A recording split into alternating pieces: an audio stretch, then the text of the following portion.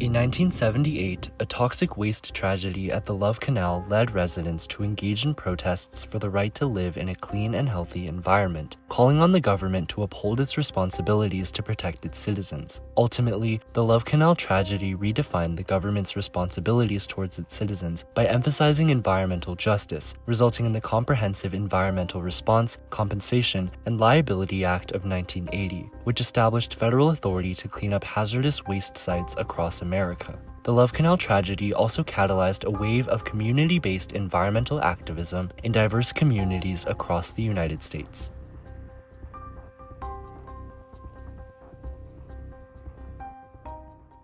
The story of Love Canal began with an unrealized dream. In 1892, entrepreneur William T. Love envisioned a canal connecting the upper and lower Niagara River. However, by 1910, his ambitious project was abandoned when he ran out of funds, leaving behind a 60-foot wide and 3,000-foot long ditch.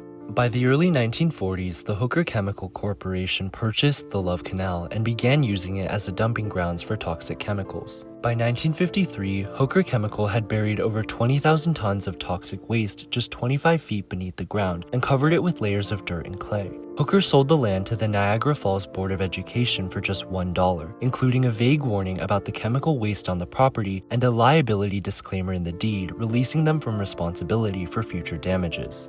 Just a decade later, Rachel Carson's book Silent Spring, which highlighted the dangers of pesticides, sparked a national wave of environmental awareness. This growing public concern led to the establishment of the Environmental Protection Agency in 1970, which combated air and water pollution through legislation like the Clean Air Act and Clean Water Act. However, despite this rise in awareness, toxic waste disposal remained almost entirely unregulated until the late 1970s. With no federal oversight of toxic waste and limited awareness of the chemical contamination, the city of Niagara Falls moved forward with development. The city government built a school on the land. They sold the surrounding area for homes without warning buyers of the toxic waste below, compromising citizens' right to safety. By 1978, Love Canal became a thriving community of approximately 800 hardworking middle-class families.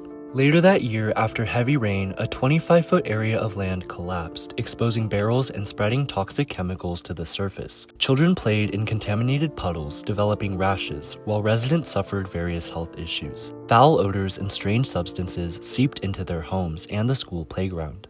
In March 1978, the New York State Department of Health began investigating the air, soil, and resident health of those living closest to the canal.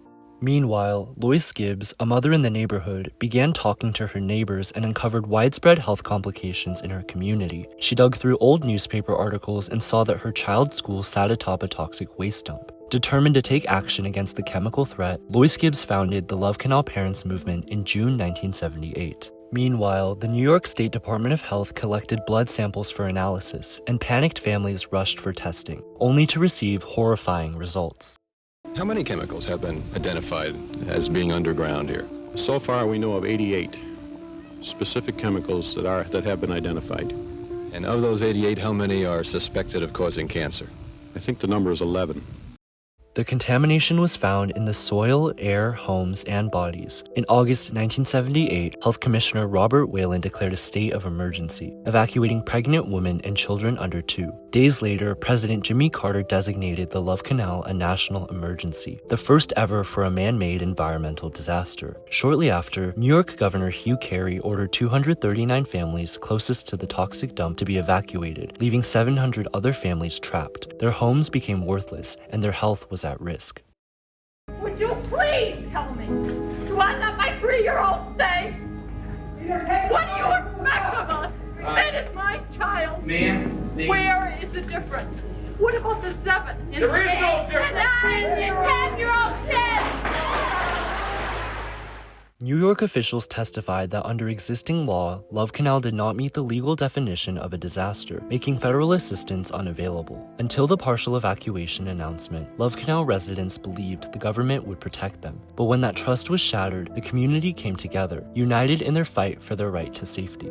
The New York State Department of Health released a study concluding that the neighborhood faced no increased health risk, but this was based solely on miscarriage rates while overlooking other health effects. These findings were later challenged when studies conducted by independent scientists like Dr. Beverly Pagan revealed elevated rates of miscarriages, birth defects, and other health issues. Hooker Chemical defended its practices by noting that the sales deed explicitly referenced the buried chemicals and that the clay used to contain the waste met legal standards at the time of sale. That month, Lois Gibbs established the Love Canal Homeowners Association to give a voice to the residents of Love Canal. The residents transformed individual concern into collective action, organizing to demand accountability and protection for their families. In October 1978, the state began the cleanup efforts with workers installing a chemical drainage system, but the residents knew this wasn't enough. On December 11, 1978, desperate residents stormed the worksite demanding answers. This was just the beginning of a 2-year fight for their rights. Families continued living among the poisonous fumes and toxic waste. Those who weren't in the first evacuation zone had nowhere to go. So people knew they were being exposed, no matter what the government told them.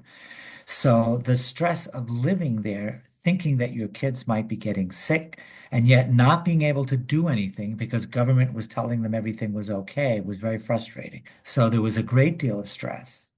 But then, in May 1980, a leaked EPA study shocked residents. It revealed that citizens around Love Canal might have suffered chromosomal damage from the chemicals. Anger boiled over. On May 19, 1980, residents took matters into their own hands, holding 2 EPA officials hostage. So when the EPA officials came over, the residents were so angry that they decided that if it's so safe to live at Love Canal, these 2 officials can live here and they're not going to get evacuated until we get evacuated. As Love Canal made headline news across the country, the message was clear. If the government wouldn't act, the people would force them to. They felt fully entitled to go out in public, protest, make the kinds of arguments that they were making, make sure that the media was covering them. You have to feel pretty entitled to do something like that, right? So I think, you can see their understanding of citizenship as like an entitlement to make demands upon the government. Their voices could no longer be ignored. In May 1980, President Jimmy Carter declared a second federal state of emergency. All 728 families of Love Canal were ordered to be evacuated. The government signed a $20 million state federal aid package and agreed to purchase 550 homes to help residents relocate. We got relief, we got safety, we got our lives back. By 1984, Occidental Chemical Corporation, which had purchased Hooker Chemical, settled with residents, paying $20 million with a $1 million medical trust fund. The Love Canal disaster exposed the dangers of improper chemical disposal, uniting ordinary citizens to challenge those in power and demand their right to safety. Love Canal activism led to the creation of the Comprehensive Environmental Response, Compensation, and Liability Act of 1980. This EPA-run law funds hazardous waste cleanups, ranking sites on the national priorities list.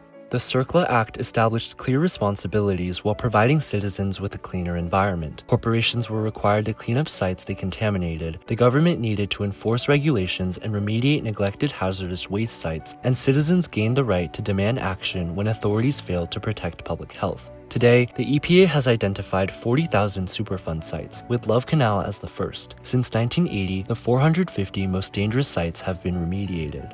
The Love Canal tragedy was so much more than a disaster. It fundamentally transformed how Americans viewed the government's responsibility to protect its citizens from environmental hazards. Love Canal residents established basic environmental rights, which the government has a responsibility to protect. The Love Canal disaster sparked a national movement of community-based environmental activism. Citizens in Woburn, Massachusetts protested under the guidance of Lois Gibbs when industrial solvents contaminated drinking water, causing a cluster of childhood leukemia cases. In Times Beach, Missouri, citizens protested when dioxin-contaminated oil was sprayed on roads, forcing the entire town's evacuation. Decades after the tragedy, the fight for environmental justice continues. In 2023, a train was derailed in East Palestine, Ohio, releasing toxic vinyl chloride into the air and water. This echoes the Love Canal tragedy, showing how rights and responsibilities remain at the center of environmental justice struggles even today. Love Canal's example empowered communities to demand government action against harmful chemicals. Similar grassroots activism fundamentally redefined the responsibilities of the government, corporations, and citizens in protecting our environmental rights, a legacy that continues to shape environmental policy and activism today.